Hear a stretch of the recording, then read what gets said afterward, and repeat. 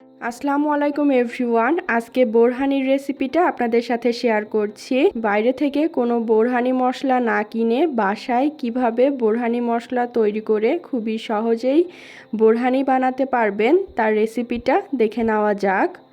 বোরহানি তৈরি করার জন্য প্রথমে আমি বোরহানির মশলাটা তৈরি করে নিচ্ছি।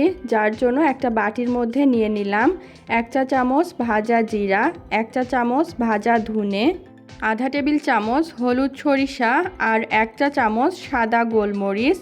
এখন এই গোটা মশলাটাকে একটা ব্লেন্ডার অথবা পাটায় বেটে একদম মিহি গুঁড়ো করে নিতে হবে। আধা কেজি টক দইয়ের বোরহানি তৈরিতে যতটুকু গুঁড়ো মশলা প্রয়োজন ঠিক ততটুকুই আমি তৈরি করেছি। যদি টক দইয়ের পরিমাণটা বেশি হয় তাহলে কিন্তু মশলার পরিমাণটা বাড়িয়ে দিতে হবে। আবার একটা বাটির মধ্যে আমি নিয়ে নিলাম 1 মুঠো পুদিনা পাতা, পুদিনা পাতার অর্ধেকটা নিয়ে নিলাম ধনিয়া পাতা আর 2টো নিয়ে নিলাম কাঁচামরিচ। এখন সব কিছু একসাথে বেটে নিব। আমি পাটায় পানি ছাড়া একসাথে বেটে নিয়েছি। বোরহানি তৈরি করার জন্য পুদিনা পাতা, ধনিয়া পাতা আর কাঁচামরিচের মিশ্রণটাও তৈরি হয়ে গেল। এখন আমি একটা বাটি নিয়ে নিচ্ছি।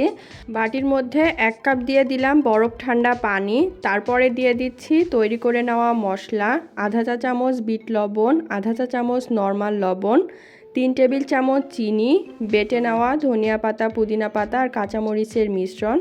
এখন একটা হ্যান্ড উইক্সের সাহায্যে সব কিছু একসাথে নেড়েচেড়ে মিশিয়ে নিব যতক্ষণ না চিনিটা গলে যাচ্ছে। চিনিটা গলে গেলে এখন এর মধ্যে 1 টেবিল চামচ দিয়ে দিলাম টমেটো সস। এখন টমেটো সসটাকেও একসাথে নেড়েচেড়ে মিশিয়ে নিচ্ছি আর এই মিশ্রণটাকে একপাশে রেখে দিব। তারপরে একটা বড় বাটির মধ্যে আমি নিয়ে নিলাম আধা কেজি টক দই। এই টক দইটা আমি দোকান থেকে কিনে এনেছি। এখন একটা হ্যান্ড উইক্সের সাহায্যে প্রায় 5 থেকে 7 মিনিট সময় নিয়ে আমি টক দইটাকে খুব ভালোভাবে ফেটিয়ে নিব। টক দইটা একদম মসৃণ হয়ে যাওয়া পর্যন্ত আমি নেড়েচেড়ে নিয়েছি। তারপর যে পানির মিশ্রণটা তৈরি করে রেখেছিলাম সেটাকে একটা ছাঁকনি দিয়ে ছেঁকে নিচ্ছি। আমি তারের ছাঁকনি দিয়ে এটাকে ছেঁকে নিয়েছি আর এক্সট্রা যে অংশটা ছিল সেটাকে চেপে চেপে রসটা নিয়ে নিব আর বাকি অংশটা ফেলে দিব। এখন একটা হ্যান্ড উইক্সের সাহায্যে সব কিছু খুব ভালোভাবে নেড়েচেড়ে মিশিয়ে নিচ্ছি। বিরিয়ানি, পোলাও অথবা ভারী খাবার খাওয়ার পরে বোরহানি খাবার হজম করতে সাহায্য করে।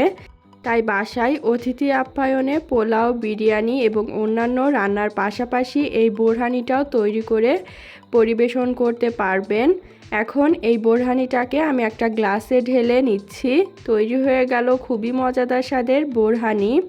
আজ এ পর্যন্তই। ভিডিওটা কেমন লাগলো অবশ্যই কমেন্ট করে জানাবেন। ভিডিওটা ভালো লাগলে চ্যানেলটাকে সাবস্ক্রাইব এবং পেজটাকে ফলো করে দিবেন আর ভিডিওতে একটা লাইক দিয়ে দিবেন। আল্লাহ হাফেজ।